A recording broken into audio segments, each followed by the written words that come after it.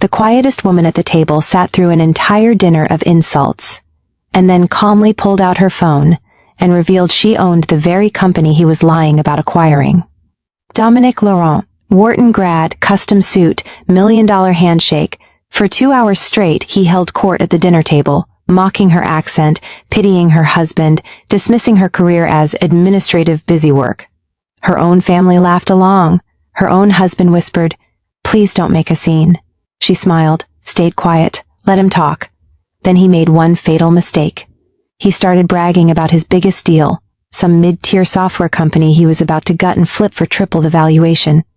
Couldn't even remember the name off the top of his head. Sienna set down her fork, reached for her phone, and smiled for the first time all night, because that company was hers, and she had 5 months of acquisition emails, SEC filings, and termination records sitting right in her inbox, proving he'd never worked there a single day in his life. My name is Sienna. I'm 29 years old, and for my entire life I've been introduced as our practical one, not the successful one, not the ambitious one, not even the kind one. Practical, like a used car that runs fine but nobody gets excited about. My younger sister Vanessa got the champagne toasts, the proud smiles, the way my mother's voice lifted 3 octaves whenever she talked about her at charity brunches. Vanessa works in luxury brand consulting, just brilliant with her clients. Then she'd gesture vaguely in my direction. And this is Sienna. Full stop. No adjectives worth keeping. I learned early that in the Harrington family there were 2 kinds of daughters, the kind you showed off, and the kind you showed up. I was the second kind. My husband Matteo tried to fit in. Every Sunday dinner he'd iron his nicest shirt and attempt conversation with my father about the economy or history or current events. My father would listen for exactly 45 seconds before turning back to his scotch. "Still shaping young minds, Matteo?" "Yes, sir, we just started a unit on." "That's nice." And just like that, Matteo would shrink. His shoulders would curve inward. His voice would get quieter. His hand would find mine under the table. Our silent code. We're surviving this together. We were surviving. Barely. What nobody at that table knew, what nobody in my family had ever bothered to ask about, was that I hadn't worked in corporate HR for 5 years. 5 years ago, I'd quit. Risked everything. Taught myself to code at 2 in the morning at our kitchen table because we couldn't afford developers yet. Pitched to 47 investors before one finally said yes. Nearly went bankrupt twice. And then built something real. Streamwave Solutions. An HR tech platform that helped companies manage talent acquisition without drowning in spreadsheets and unconscious bias. 8 figures in revenue last year. Active acquisition talks with 3 major investment firms. My family had no idea. Why would they? They never asked.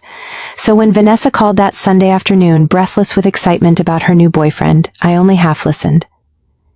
"He's in private equity, Wharton. Mom's already planning everything." Vanessa's boyfriends were all interchangeable to me, expensive suits wrapped around fragile egos. I told Matteo about the dinner. He sighed the way people do before a dentist appointment. Maybe this one will be decent. I didn't have the heart to tell him decent wasn't what my parents valued. His name was Dominique Laurent, 32, tan from recent tropical vacations, dark hair styled with just enough product to look intentional, a charcoal suit so perfectly fitted it could only be custom tailored, a watch that caught the light every time he moved his wrist. He stood when we entered, smooth and practiced. "Pleasure to meet you both. Vanessa's told me so much about her family." His handshake was firm. Executive seminar firm, and his eyes, just for a half second, flicked to Matteo's simple watch and off-the-rack blazer. Calculating. I'd seen my father make that same look 1,000 times. Dinner unfolded exactly as predicted. Dominic held court like a keynote speaker. My parents hung on every buzzword-laden sentence. My father leaned forward, enchanted. My mother's eyes glittered with satisfaction. This was exactly what she'd always wanted for Vanessa. Not love, not partnership. This. Somewhere between the salad and the main course, Dominic's attention shifted toward me. "So Sienna, Vanessa mentioned you work in HR?" The way he said HR made it sound like I managed a lost and found desk. "I handle talent acquisition and employee relations for a tech company," I said evenly. He nodded slowly, condescendingly. "The HR side is so administrative, you know? Important work, obviously." but not exactly where the real strategy happens. Someone has to make sure the strategists don't end up in harassment lawsuits, I said lightly. Polite chuckles around the table, the nervous kind. Everyone knew an insult had landed, but nobody wanted to acknowledge it. My mother jumped in before I could say another word. Sienna's always preferred stability over risk. She's very practical that way. There it was. Practical. The table murmured agreement. My father nodded. Vanessa smiled sympathetically, like my career choices were a chronic condition the family had learned to manage. Dominic wasn't finished. Nothing wrong with practical, he said, in a tone that suggested otherwise, but real success requires calculated risk. That's how wealth is actually built. He gestured vaguely at the dining room around him. The implication was clear. This is what success looks like. You'll never get here playing it safe. My father raised his glass slightly in agreement. Then came the comment that finally broke something in me. We were between the main course and dessert. Dominic leaned back in his chair, relaxed, untouchable, the king of a table that wasn't his, and turned to me with a smile that didn't reach his eyes. You know, Sienna, I love your accent. It's charming. Very throwback. Where are you from originally? Rural Pennsylvania, I said quietly. Ah, that makes sense. He nodded like he'd solved a puzzle. It's charming in a throwback kind of way. Very authentic. Charming, throwback, authentic. He just called my voice, the slight rural twang I'd never fully lost despite years of trying. Quaint, outdated. Worth a chuckle, but not much else. The table laughed. My mother, my father, Vanessa, and Mateo, my husband, the man who'd promised to stand beside me, squeezed my hand under the table and leaned close. Please don't make a scene, he whispered. 5 words that cut deeper than anything Dominic had said all night. I froze. And then I did what I'd always done. I smiled, stayed quiet. Let them continue their performance while I disappeared into myself. But inside, something had shifted. Something was coming. Dessert arrived on my mother's finest china. Individual servings of tiramisu from that Italian bakery downtown, the one where the pastry chef trained in Milan, which my mother mentioned, at least once per visit. Dominic leaned back with the relaxed confidence of a man who'd already won. He swirled his wine and launched into what was clearly his closing argument for why he was the most impressive person in the room. So, I'm actually in the middle of this massive acquisition right now, he announced casually. My firm is acquiring this mid-tier software company, Stream something. Can't remember the exact name off the top of my head. My fork stopped halfway to my mouth. Nothing revolutionary, he continued, completely unaware. Solid fundamentals. We're planning to gut the existing structure, bring in new leadership, restructure the tech stack, and flip it for triple the valuation. Classic value extraction play. He said it the way someone describes weekend plans. He was describing my company, Streamwave Solutions, the platform I had built from nothing, the one I'd coded myself at 2 a.m, the one that had nearly bankrupted us twice before it finally gained traction, the one that hit 8 figures in revenue last year, and this man couldn't even remember its name. People who stumbled into success, he added, warming to his subject. Usually no real business sophistication. Our job is to professionalize the operation. My mother sighed contentedly. My father raised his glass toward Dominic, and I felt something inside me snap, not loudly, not dramatically, just a clean break, like a bone finally giving way under pressure it was never meant to bear. I set down my fork carefully, deliberately, reached for my phone and smiled, for the first time all night, with something sharp and true and finally free. Dominic Laurent had spent 2 hours performing for my family. He had no idea he'd been performing for his audience of 1, and that audience was done being quiet. My hands felt steadier than they had in years. Not shaking, not nervous, not the trembling fingers of a woman who'd spent 29 years making herself small at this table. Steady, like I'd been preparing for this exact moment my entire life without knowing it. I navigated to my email, opened the folder labeled Apex Acquisition. 5 months of correspondence, all meticulously organized. Team rosters, organizational charts, meeting notes, legal documents, every signature, every revision, every late-night email exchange with managing directors whose assistants I knew by name. Dominic was still talking, still swirling his wine, still performing for the audience he thought he had. Fast execution is key in these situations. You don't want competitors sniffing around once word gets out. My father nodded like this was profound wisdom. Vanessa gazed at Dominic like he'd just invented money. My mother looked more satisfied than she had all evening, already mentally drafting the story she'd tell at her next charity gala. I let him finish his sentence. Then I spoke. Dominic. My voice cut through his monologue like a knife through silk, clean, quiet, certain. The table went still. Everyone turned to look at me, genuinely surprised. I'd said maybe 15 words all evening. Agreeable, forgettable words, the kind of words that confirmed I was exactly what they'd decided I was. Practical, invisible, not worth listening to. Dominic blinked. A flicker of irritation crossed his face before he smoothed it back into politeness. What firm did you say you work for? I asked. Conversational, almost friendly. He straightened slightly, probably thinking I was finally engaging with his brilliance. Apex Capital Partners. Why do you ask? And you're leading the Streamwave acquisition? That's right. His confidence was already returning, that smug certainty that he could talk his way through anything. Why? Do you know someone there? I smiled, not the tight, performative smile I'd worn for 4 years of Sunday dinners, not the polite mask I put on to keep peace, not the apologetic expression of a woman trying to take up as little space as possible. This was something else entirely, something sharp, something true, something that had been waiting a very long time. Something like that, I said softly. I turned my phone screen toward him, held it steady so everyone at the table could see clearly if they leaned forward.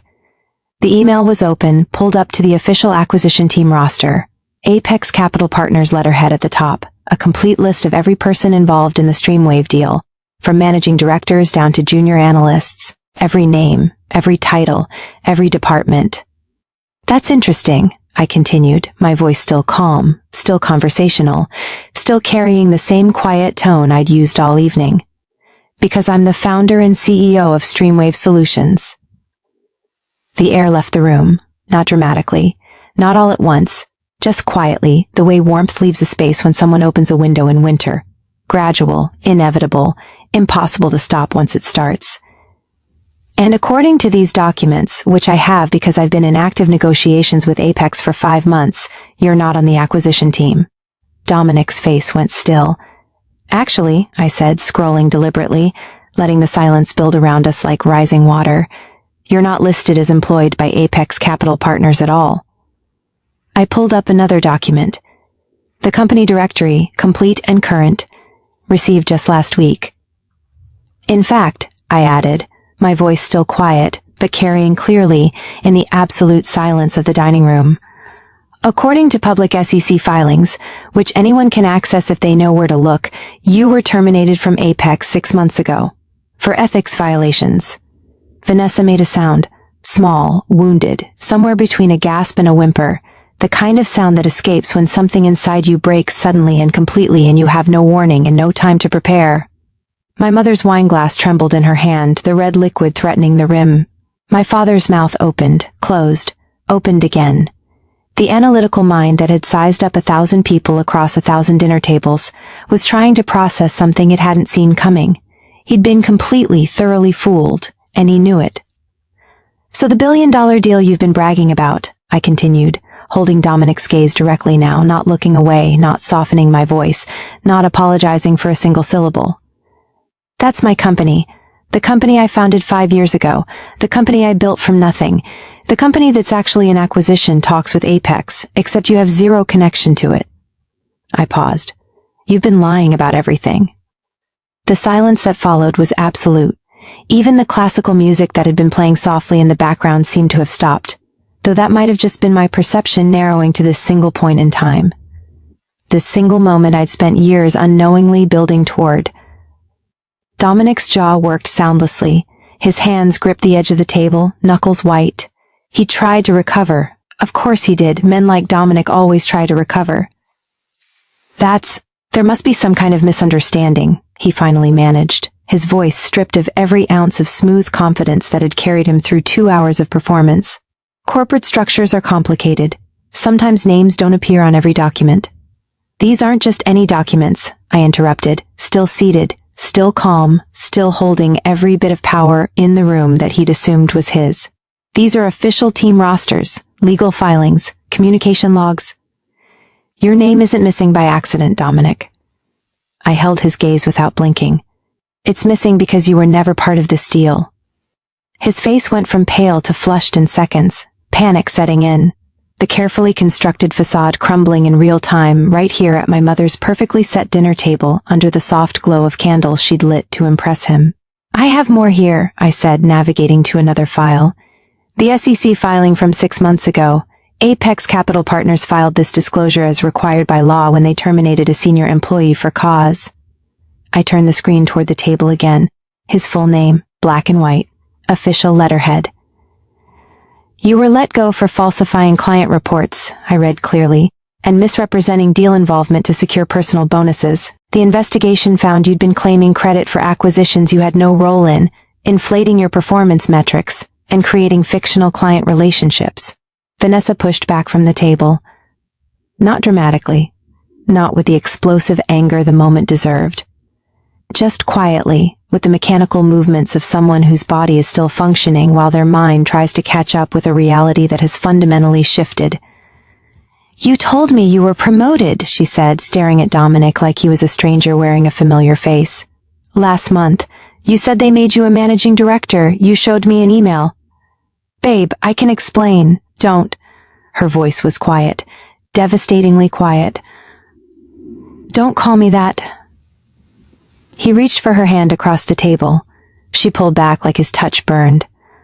You said you were traveling for client meetings, she continued, her voice getting stronger even as tears started sliding down her cheeks, ruining the perfect makeup she'd spent an hour on this morning. All those trips, where were you actually going? He didn't answer, couldn't answer. My mother stood, and when Patricia Harrington stood at her own dinner table, the temperature in the room dropped 10 degrees.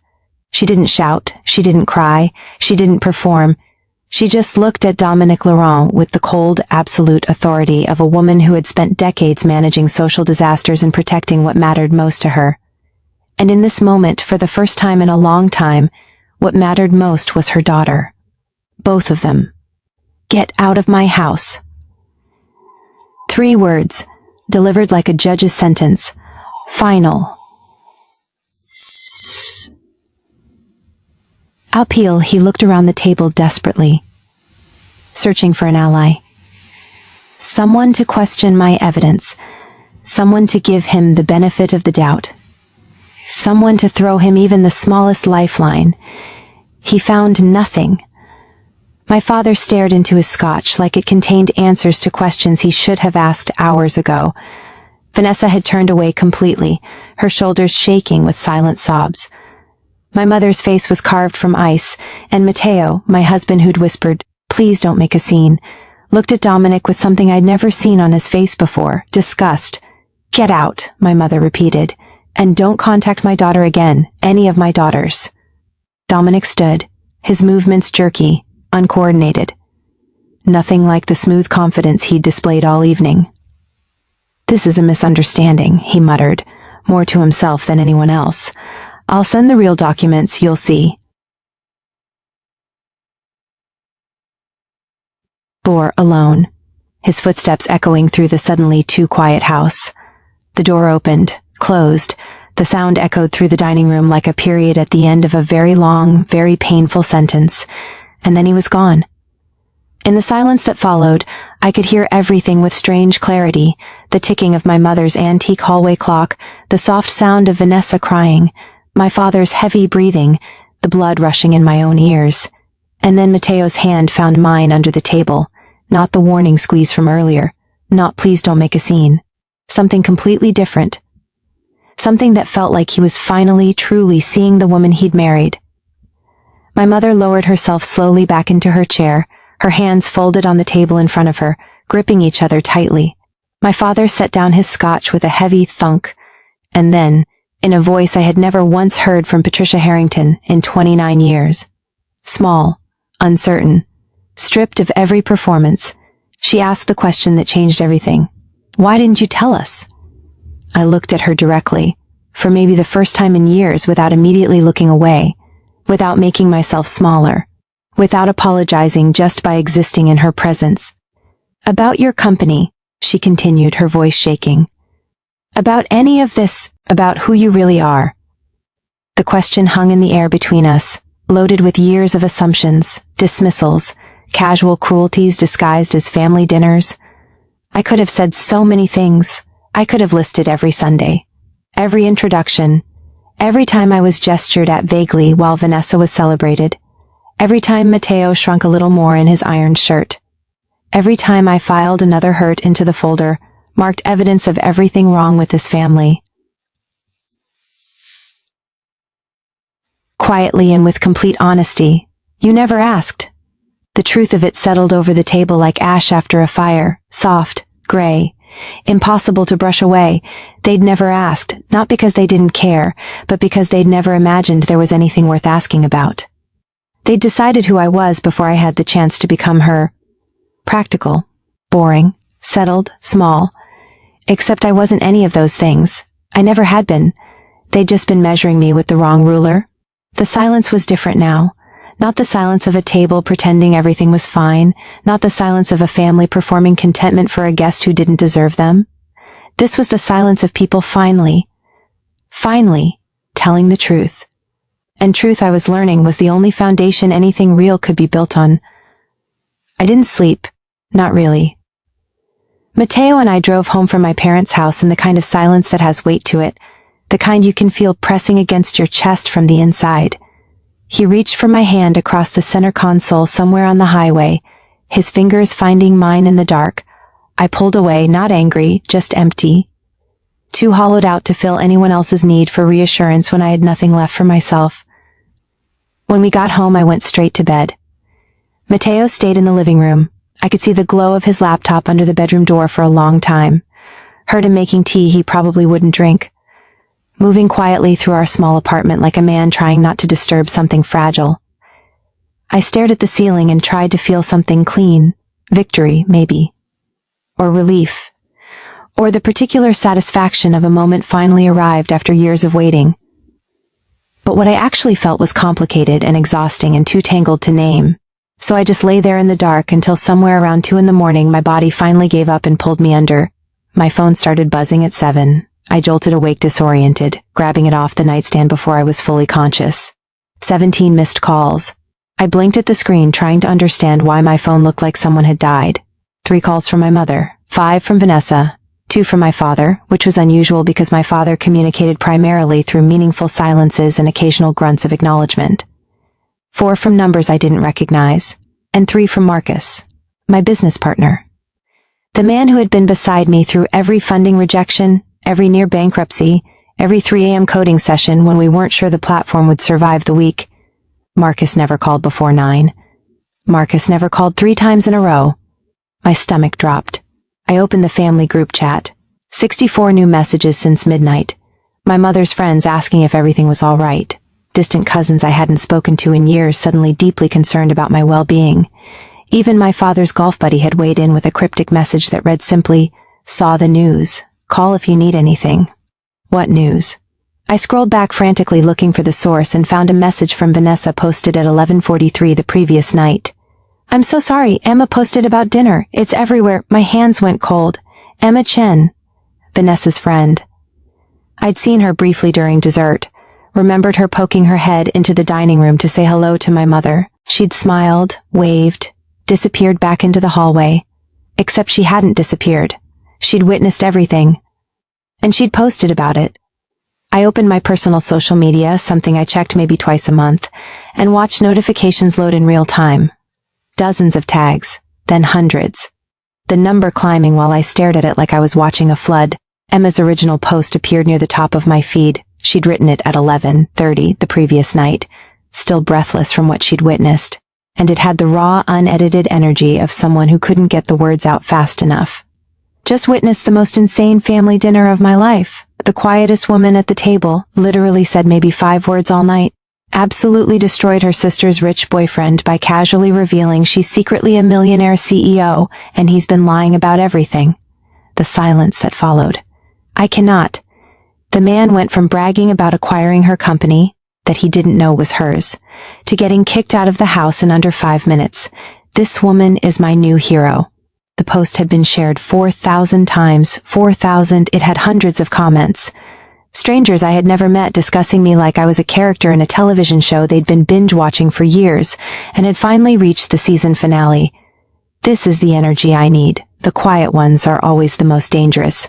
I need this woman's name so I can apply to work for her. Imagine spending a whole dinner mocking someone and then finding out they're your boss's boss's boss. My phone buzzed. A text from Marcus. "You're a meme. Check Twitter. Also call me immediately." With shaking hands, I opened Twitter. The quiet tech CEO was trending. Someone had found my LinkedIn profile and posted a screenshot. Another person had found the Streamwave Solutions website and shared it with the caption, "This is the company the fraud was pretending to acquire." A third had created an entire thread analyzing what they were calling the most elegant power move they'd ever witnessed at a dinner table. One tweet with 20,000 likes read, "She sat through an entire dinner of insults and just waited for the perfect moment to pull out receipts. This is chess, not checkers." Another, "The fact that her own husband told her not to make a scene and she still took this man down is incredible. She said, 'I'm making the scene.'" Someone had made a graphic, simple white text on a black background. "Silence is not weakness, it's strategy." It had been shared 11,000 times. I sat in my bed in yesterday's clothes watching my most private family moment become public entertainment for people I would never meet, and felt two completely opposite things simultaneously: violated and seen. For the first time in 29 years, genuinely seen. The bedroom door opened quietly. Mateo stood in the doorway holding 2 mugs of coffee, hair messy from a night of not sleeping, eyes tired and careful, and full of something I hadn't seen in them for a long time. Attention. Real attention. The kind that meant he was actually looking at me instead of the manageable version of me he'd gotten comfortable with. "You're awake," he said softly. "I heard your phone." "I'm trending on Twitter," I said. My voice came out flat. Not angry, just factual. He winced. "I know. I've been up for a few hours. I wanted to let you sleep." He crossed the room and sat on the edge of the bed and offered me one of the mugs. The gesture felt careful, deliberate, like someone trying to rebuild something with their bare hands and not entirely sure where to start. I took the coffee, wrapped both hands around the warm ceramic. "Mateo," I said. "I know," he said quietly. "I don't think you do." He was quiet for a moment. Then he set his own mug down on the nightstand and looked at me directly, really directly, the way he used to look at me when we were first together, before Sunday dinners and shrinking, and years of surviving instead of living. "Tell me," he said. "Please, tell me all of it." So I did. I told him about the first night I stayed up until 4 a.m. teaching myself to code because I couldn't afford to hire anyone, and the platform had a critical bug and we were going to lose our first real client if I didn't fix it by morning. I told him about the 47 rejections, 47 meetings in borrowed conference rooms and coffee shops, and once in the lobby of a building where the investor had forgotten to book a room. 47 times someone looked at my pitch deck and my company and me and said no. I told him about the second time we almost went bankrupt. How I'd sat at this very kitchen table and done the math over and over trying to find a number that worked and there wasn't one. How I'd lain in bed beside him that night listening to him breathe and decided I would figure it out even if I had to do it alone. I told him about Marcus calling me at 6 a.m. last spring to say the Apex offer had come in and it was real and it was serious and we needed lawyers immediately. I told him about the first time I saw 8 figures in our revenue report and sat in my car in the parking garage for 20 minutes because my legs wouldn't work properly. I told him everything, all of it, the things I'd hidden not because I was ashamed but because I'd learned so early and so thoroughly that my voice didn't carry in spaces where I was supposed to be small. Mateo listened without interrupting, without his phone, without his eyes drifting to the window or the clock or anywhere else. He just listened. When I finished, the apartment was completely quiet. Outside the city had woken up fully. Traffic and voices and the particular hum of a Monday morning carrying on without us. "I should have known," he said finally. "Yes, I should have asked. Yes."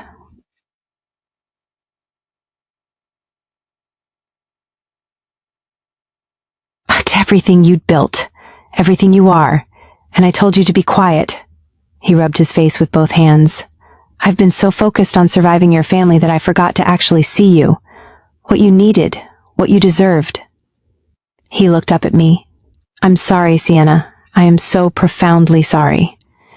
The apology landed differently than I expected. Not too late. Not empty. Real. The apology of a man who had genuinely looked at himself and not liked what he saw. "I know," I said. And I meant it. My phone rang. My mother's number on the screen. Mateo looked at me. "Put it on speaker," he said quietly. "I should hear this too." I answered and placed the phone on the bed between us. My mother's voice came through strained and careful, stripped of its usual authority, like someone speaking a language they were still learning the grammar of. "I know you're overwhelmed. I know we have a long way to go, but I need you to know something." She paused. I heard her take a breath. "Vanessa confronted your father and me last night, after you left, really confronted us, for the first time in her entire life." I closed my eyes. "She said we created a family where only certain kinds of success mattered, where she felt constant pressure to date impressive men and have an impressive career just to earn our approval." My mother's voice got thicker. "She said she's been performing for us her whole life and she's exhausted." The sound of my father's voice in the background, low and indistinct. "Your father wants me to tell you something," my mother said. "He says," she stopped, started again. "He says he's proud of you, that he's always been proud, that he measured everything by the wrong standards and he's sorry." I felt tears prick my eyes despite myself. "We're sorry, Sienna," my mother whispered, "for making you invisible, for celebrating Vanessa's performance while ignoring your actual achievements, for creating a home where you felt like you had to hide who you really were." She paused one more time. "I know this doesn't fix anything. I know we have a long way to go, but I wanted you to know that we see you now, really see you. And we're so sorry it took something like this for us to finally look." She hung up before I could respond. I sat there holding my cold coffee, looking at the phone on the bed between us. Mateo reached over and pulled me into a hug, and this time I let him. I buried my face in his shoulder and the tears came. Not the dramatic kind, not the ugly crying of someone falling apart, but something quieter and more complicated. Relief mixed with grief, mixed with exhaustion, mixed with something that felt cautiously like hope. He held me without saying anything, which was exactly right. By afternoon, the story had taken another turn. Someone, I never found out who, leaked detailed information about Dominic's professional history to his industry network. His LinkedIn profile, which had still been claiming managing director at Apex Capital Partners as recently as yesterday morning, disappeared within hours. Former colleagues appeared in comment sections confirming the termination. Industry contacts shared that he'd been working as a freelance consultant for months, which everyone in finance knew was code for unemployed and desperate. His entire constructed identity collapsed in less than 24 hours. I watched it from my couch wrapped in a blanket with my laptop open and felt something I hadn't expected, not satisfaction exactly, more like the particular quiet that follows a storm, when the air is clean and everything is still and you realize the thing you were afraid of is finally completely over. Late that afternoon, Vanessa texted me, 3 messages in a row sent fast like she needed to get them out before she lost her nerve. Emma told me what she posted. "I'm so sorry it went viral. I told her to take it down, but the damage is done." A pause. Then, but also, "Thank you. I did background checks on every guy I've dated for the past 2 years, every single one. And this is the first time I actually checked, really checked. And you saved me from making the biggest mistake of my life." Another pause. Then the third message. "Also, I applied for a real job today.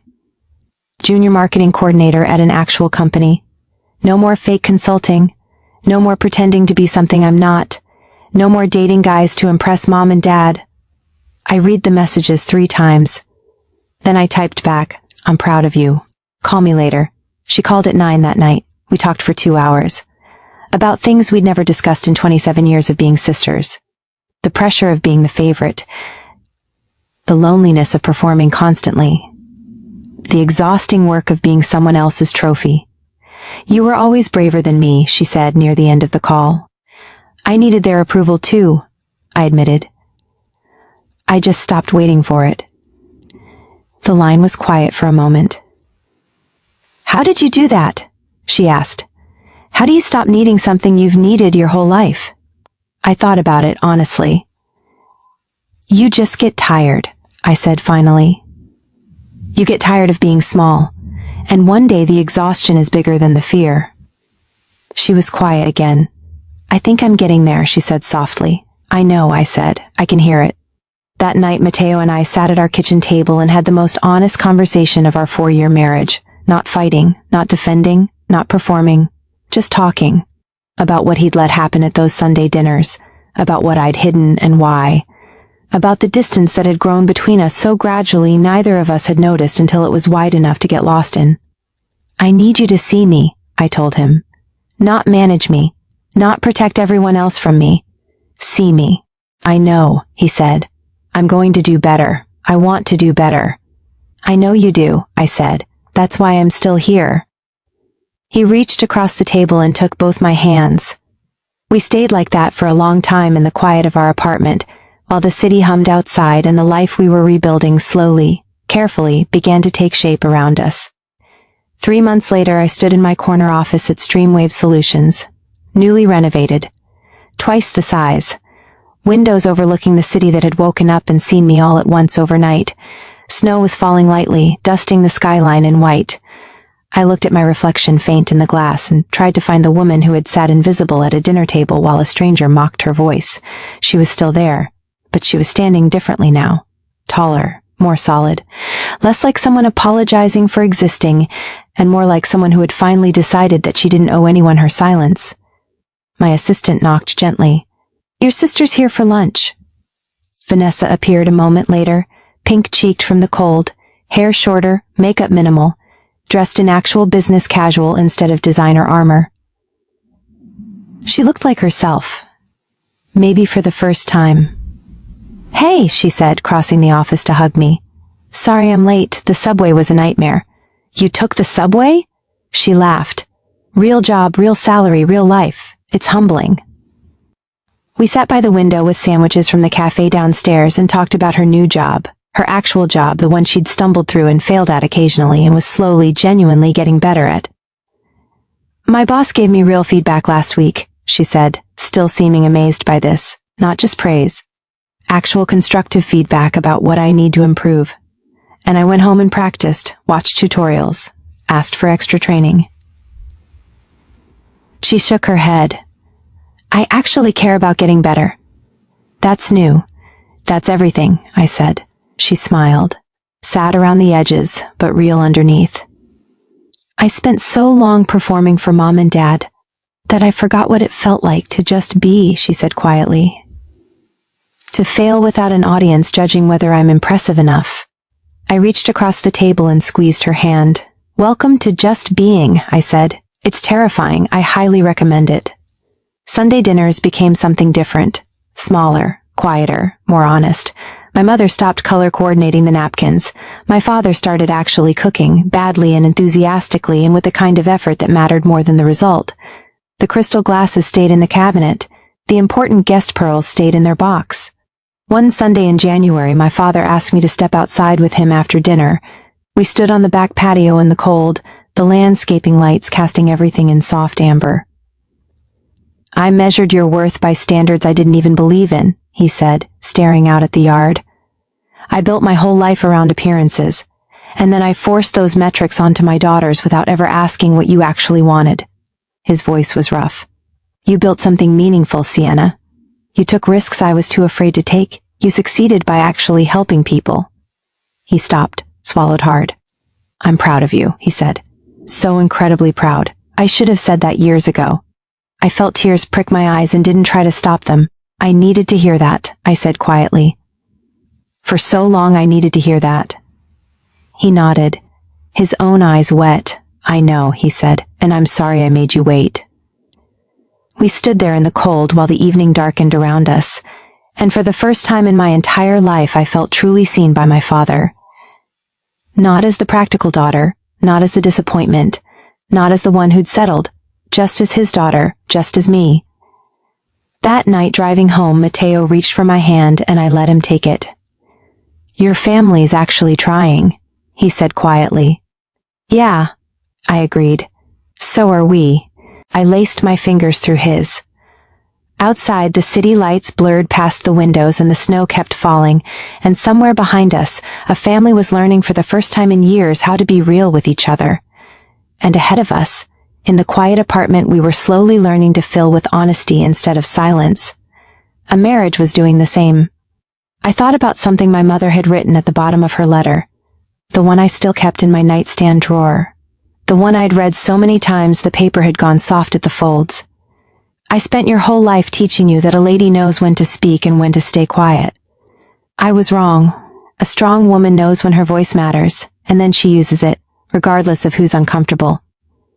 For 29 years I'd been the quiet one, invisible by design, small by survival, silent because I'd learned so early that my voice cost more than it returned in rooms where I was already decided. But silence was never weakness. It was strategy. It was observation. It was gathering everything you need while everyone else assumes you have nothing. And when I'd finally spoken, when I'd finally stopped shrinking to fit the shape they'd cut out for me, I hadn't just exposed one liar. I'd freed an entire family from the performance they'd been trapped inside for decades.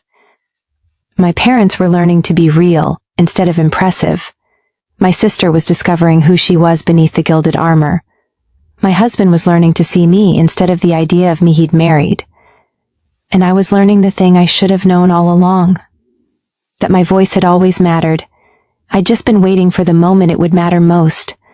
And when that moment finally came, I didn't waver. I didn't apologize. I didn't make myself small. I just told the truth. And the truth, it turned out, was the most powerful thing I'd ever held in my hands. More powerful than any acquisition deal. More powerful than any title or revenue figure or trending hashtag.